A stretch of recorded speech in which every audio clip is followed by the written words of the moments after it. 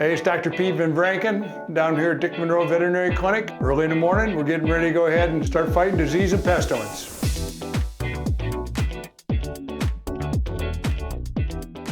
Okay, hey, our first patient was a nice dog having some changes in life. Paper bag. Yeah. She did what?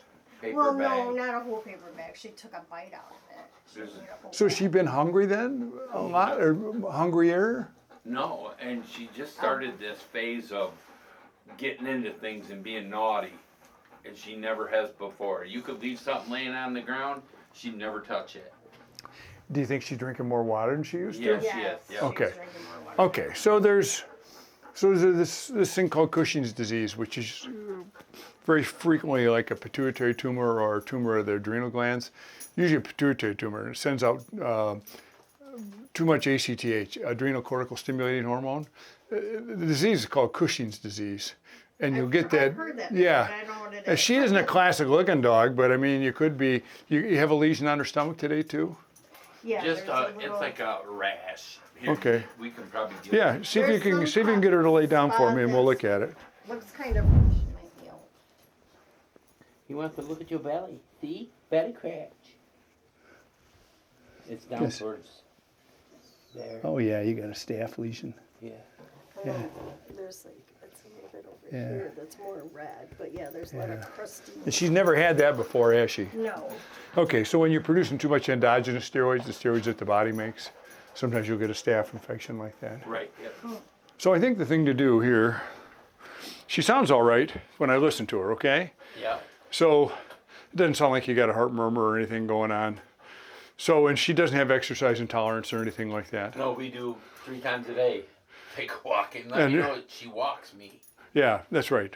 Drags you down the street. Yeah, she Yeah. can. Okay. She's Well, that's good because usually dogs with heart stuff have exercise intolerance. And Oh, then, no. okay, so let's do this. Let's go get one of the technicians. Let's want to run a little blood work and see if your alk phos and stuff is elevated. And we'll kind of look at that sort of thing. Is that how you can tell she has that? Well, that's the place. infection? That's the place where I start getting indicators. The real way to figure out whether you got Cushing's or not is to do a low dex suppression test or an ACTH stim test, one of those two, and that requires her to stay in the hospital for a day, and then have blood drawn a couple different times during the course of the day. You give them steroids, but if you got Cushing's, typically your alk phos will be elevated.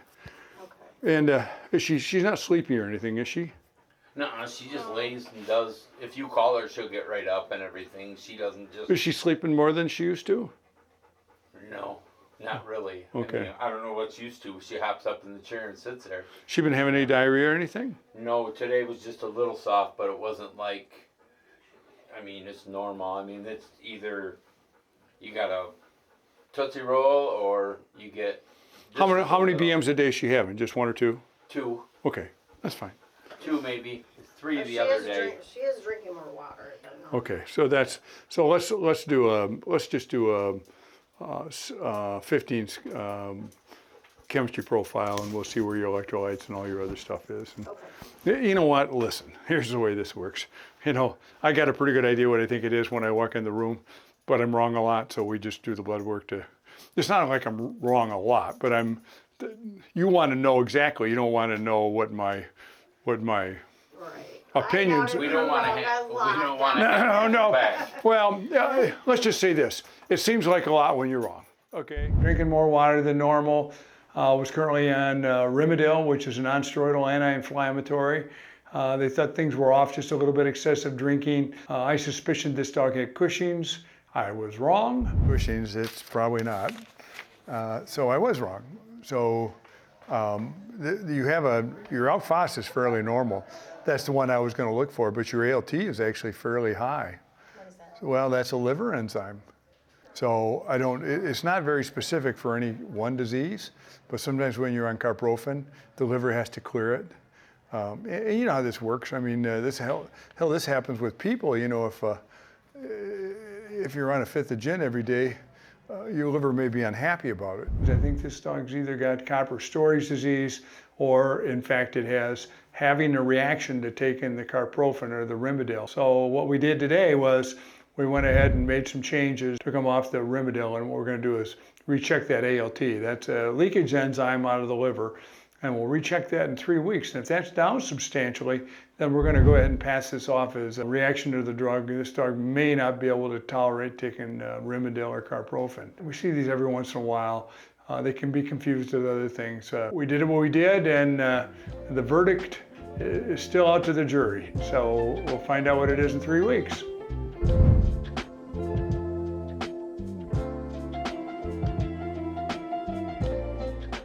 Okay, our second patient of the day was a cat that had a lesion on the back of the neck, and to me it looked like eosinophilic granulomatous complex cat. Was this pretty wet at one time, this lesion right here? Yeah. Now it's kind of dried out? Yeah. Okay. What's the length of time that this has been here? How many days? 4 days. 4 days? 3, 4 days. Now. Okay. Okay. Well, I think what we should do here, we should probably try to roll some cells off there and see if there's eosinophils in there. If there's eosinophils in there, that leads me to believe it's a granulomatous, eosinophilic granulomatous deal. You can see how thick this is? See how thick when you touch it like that? Yeah. Yeah, you might have thought this was ringworm, but I don't believe that's what this is. This one's pretty dried up, so I think it's probably from days gone by. We went ahead and took a look at that, and we decided, well, we could go ahead and treat it, but maybe we ought to do a cytology and see what was going on with that. That's where we take cells off the lesion, stain them, put them on a microscope, and then take a look. If it's what I thought it was, there's going to be a ton of eosinophils there. We did the cytology, didn't find eosinophils there.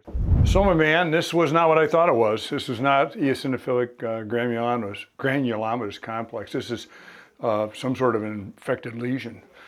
So I don't know whether you had something that burned that, or whether you had some sort of a chemical burn, or why. I mean, there's no tissue around this that's particularly affected other than just one piece of tissue. So I'm going to give it an injection of dexamethasone, which is steroids, which will last about 3 days. And I'm going to give you an injection of antibiotics that will last 14 days. Okay, you like this. You know why? Because you don't have to do anything. All you got to do is figure out how to get your cat home in one piece. And this will probably, and I don't think I'm going to follow up with anything for you to give. I think this is pretty straightforward. It's not what I thought it was going to be, but it is what it is. And that's always the nice thing about having the technicians do the blood work, or not the blood work, but the cytology, and giving us some direction on where to go here. Shoot us something, you can use a shotgun or a rifle. The rifle's a little more accurate, so we used a rifle today. Not literally, but figuratively, okay?